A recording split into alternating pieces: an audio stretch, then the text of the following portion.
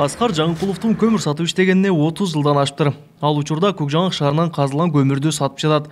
Анын белгилөөсүндө баалар өткөн жылдагы менен дээрлик бирдей. Тагыраагы сапатына карап, көмүрдүн килограммы 4 сомдон 5 сомго чейин сатылууда. Көмүрлөр былтыркыдай болуп жатат баалары. Эми алыстан алып келген көмүрлөр кымбат, жакындан келгендери арзан. Анан сапатына жараша да. Маркайдан келишет, көмүрлөр Маркайдан алып келгендер кымбат. Алар мешогун 200дөн сатып атышат. Мына Көкжаңактан алып түшкөндөр 180 ушундай сатат. Таш көмүрдөн алып келет, Малисайдан, Кулдан бестен келет. Алар 20 сом мешок арзан да. Жалал шаарынын өзүндө эле бир канча жерде көмүр саткан жайлар бар.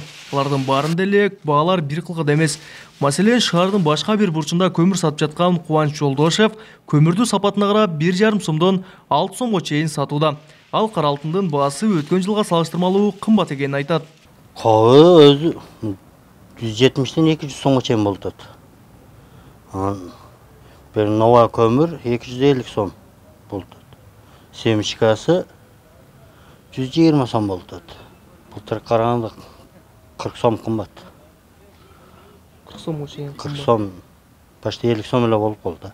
Сатуучулар көмүрдүн кымбатташын бир канча себептер менен түшүндүрүшүүдө. Алардын эң негизгиси доллардын курсунун өсүшү жана азык-түлүктүн кымбатташы. Ошондой эле быйыл кардын эрте жаашы да баага таасирин тийгизген. Базарда бардык эле азык-түлүккө баанын жогорулашынан улам коомчулукта көмүрдүн кымбатташына анчейин нааразычылык байкалбайт. Şu 1 tonna kömür aldım az 5 somdan.